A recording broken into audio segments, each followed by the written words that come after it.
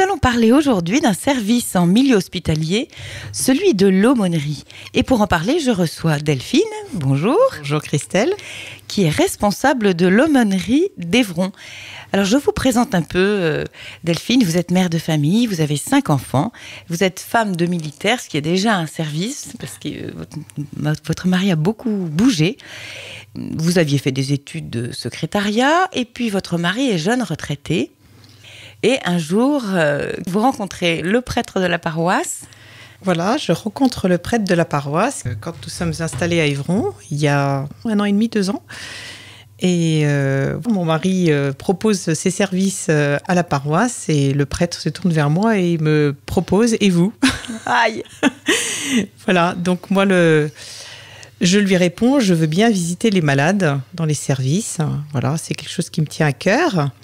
Maintenant, je ne l'ai jamais fait. J'ai pu accompagner des membres de ma famille dès l'âge de 14 ans. C'est ça que je voulais vous poser comme question. Est-ce que vous avez eu dans votre histoire personnelle déjà des ouvertures vers les malades? Parce qu'on ne dit pas comme ça, tiens, j'aimerais visiter les malades. Alors en effet, nous avons eu la sœur de ma grand-mère qui habitait chez mes parents. J'avais à peu près 14 ans, donc elle est arrivée en fin de vie à ce moment-là. Et c'est vrai qu'on l'a veillée, on l'a priée.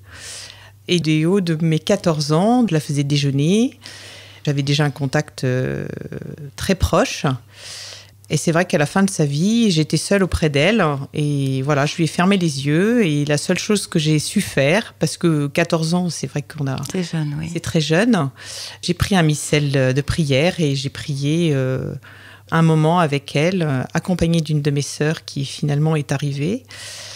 Ah oui, vous étiez toute seule avec elle au début, voilà, oui. Au début. Par la suite, je suis restée très sereine par rapport à la mort et je pense que ça a été certainement un élément déclencheur chez moi. Ah oui, donc il y a une espèce de fil rouge quand même oui.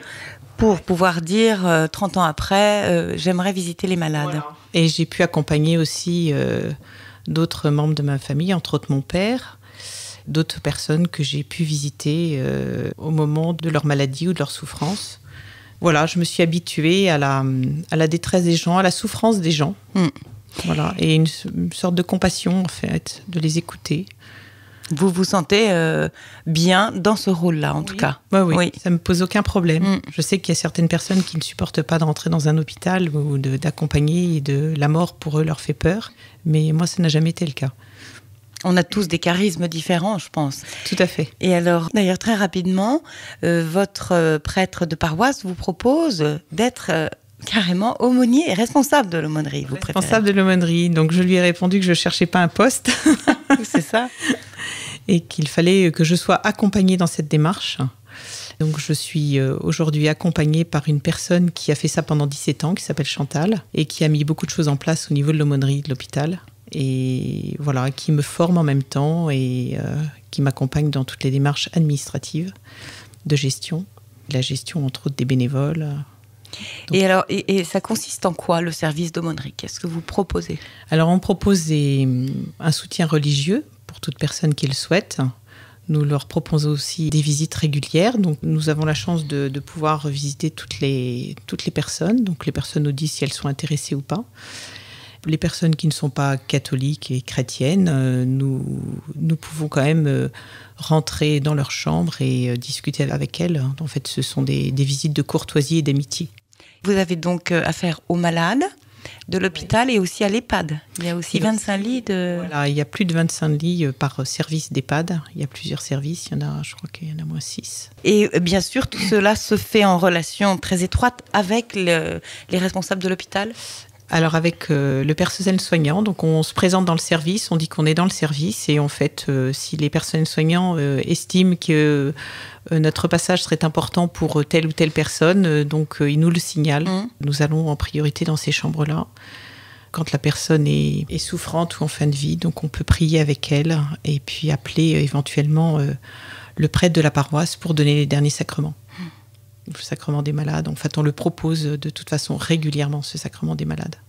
Donc vous avez deux pôles importants, vous êtes responsable de la gestion de votre équipe de visiteurs et vous-même, vous visitez les malades. Donc il y a les deux aspects, heureusement. Oui. Et vous avez si je peux dire, des comptes à rendre à l'hôpital, par exemple? Oui, on a un service qualité, mais on met en place un rapport d'activité une fois par an.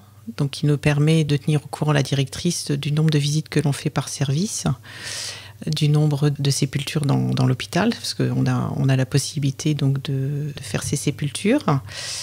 Tout ça missionné par l'évêque, bien entendu. Et puis, le nombre de personnes s'y présentes à la messe chaque semaine, parce qu'on a une chance, c'est que la messe de la paroisse a lieu tous les mardis après-midi à partir de 15h à l'hôpital. Ouais. Et donc, nous avons un prêtre de la paroisse qui vient célébrer la messe. Et est-ce que le service d'Évron a beaucoup de besoins? Est-ce que vous avez des manques? Est-ce que vous avez des besoins? Je crois que vous êtes aidé par les jeunes séminaristes aussi. Alors, nous sommes aidés par les séminaristes. Ça, quelle chance. Ça, c'est une grande joie pour même tous les résidents, qu'ils soient pratiquants ou non pratiquants. Ils sont très heureux de voir de la jeunesse dans les services et de pouvoir partager avec eux leur vie et même entendre parler de la mission des séminaristes. Et même pour les séminaristes, c'est une grande joie de pouvoir accompagner. Et puis, c'est leur futur apostolat. Donc, c'est quand même important de pouvoir toucher le concret. Voilà, de l'homme et de son cheminement spirituel. C'est ça, parce que vous êtes confronté à beaucoup d'hésitations, de doutes, de questions, quelquefois. Oui, de questions, oui. Beaucoup de doutes, de questions, surtout sur le compte-rendu de leur vie, des gens qui ont beaucoup souffert, qui ont des blessures aussi dans l'Église. Donc il faut arriver à pouvoir les aider à faire la part des choses. Et à leur donner peut-être une autre image de l'Église à travers vous. Voilà, une autre image, et puis leur faire aimer le Seigneur, qui les aime beaucoup plus qu'ils ne l'imaginent. Oui. Et que notre vie sur Terre est un passage, c'est un chemin vers l'éternité. Ça, c'est essentiel. C'est de dire que ce qu'il y a après est magnifique, très beau. Moi, c'est plein d'optimisme. Qu'est-ce que vous trouvez de difficile et de lourd dans cette responsabilité? Ce qui est difficile, c'est de rentrer dans une chambre et d'entendre des gens dire que ça ne les intéresse pas. Ah oui. Voilà, ça c'est difficile. La liberté des autres est difficile à vivre. Voilà, c'est ça. La liberté, et chacun est libre, et le Seigneur nous laisse libres de l'aimer. Et c'est ce qui en ressort le plus difficile, se dire Seigneur, aujourd'hui j'ai pas réussi à te faire aimer. Ah oui. Voilà, mais bon, nous semons. Donc après, le Seigneur fait le reste. Je crois qu'il faut rester très humble par rapport à ça. Il ne faut pas être dans la performance, parce que c'est pas ce que le Seigneur nous demande. Donc voilà, c'est toujours ce choix, cette liberté d'aimer. Et vous me disiez aussi que le côté administratif est peut-être lourd aussi pour vous. Oui, le côté administratif est un peu lourd. Ça prend du temps. Voilà, ça prend du temps. Oui. Et c'est vrai qu'il y a beaucoup de choses à mettre en place sur l'année. Donc il y a des temps forts au niveau aumônerie. La Toussaint, l'Avent, Noël, etc. Oui, et à Pâques, il y a quelque chose de très spécial. Voilà, à Pâques, nous organisons aussi, les résidents ont la possibilité de recevoir le sacrement des malades. Donc nous passons dans tous les services et nous demandons à chaque résident s'ils veulent recevoir le sacrement des malades en lien avec la paroisse. Donc les prêtres de la paroisse se déplacent, ainsi que certains prêtres de la communauté et des prêtres diocésains, parce qu'il y a énormément de demandes. Et donc les personnes extérieures extérieures de l'hôpital peuvent aussi recevoir le sacrement des malades à cette occasion-là. C'est un grand moment alors. C'est un très grand moment. Et vous me disiez le chapelet aussi. Et nous avons aussi tous les vendredis un chapelet à la chapelle. Voilà. Beaucoup de choses. Et une adoration une fois par mois. Tous les premiers vendredis du mois. Qui peut être ouverte aussi aux gens de l'extérieur. Oui, tout à fait. Ouais. C'est très animé alors. Voilà, c'est assez animé. Aumônerie, oui. Et moi, j'y suis qu'à mi-temps, en fait, 2 jours par semaine. C'est vrai que il y a pas mal de choses à faire en dehors. Vous pouvez compter sur combien de bénévoles à peu près, de visiteurs? Alors nous avons 14 séminaristes actuellement qui visitent. C'est beaucoup. Oui. Et nous avons, il y a aussi, alors il n'y a pas que à l'hôpital, j'ai oublié de préciser, il y a aussi le service logement. Voilà, qui est aussi visité par des séminaristes et 2 personnes bénévoles en plus. Et qu'est-ce que c'est que le service logement? alors, en fait, c'est le foyer logement. Ce sont des appartements, des studios qui sont mis à la disposition des personnes qui se restent encore très autonomes, mais qui ne veulent pas être chez elles. Qui sont autonomes, mais qui ne veulent pas être chez Voilà. elles toutes seules. Toutes seules, Oui. exactement. Donc, ils c'est- sont encore suffisamment autonomes pour pouvoir avoir une vie entre le foyer logement Et la vie et la courante. vie courante. Ah oui, c'est une très bonne solution, ça, Ouais. non? Oui, c'est une très bonne solution. Ah oui. Oui.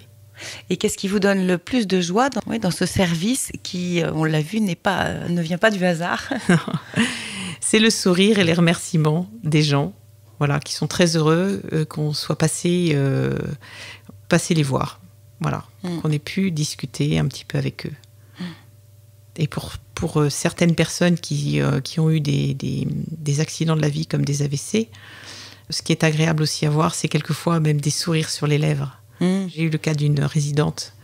Je suis arrivée un jour et je me disais intérieurement, je ne sais pas si ma visite sert à grand-chose.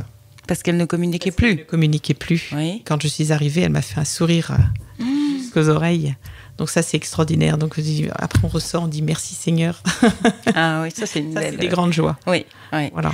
Et le temps est trop court. Écoutez, merci beaucoup Delphine d'être venue témoigner de ce qu'est la responsabilité de l'aumônerie dans un hôpital.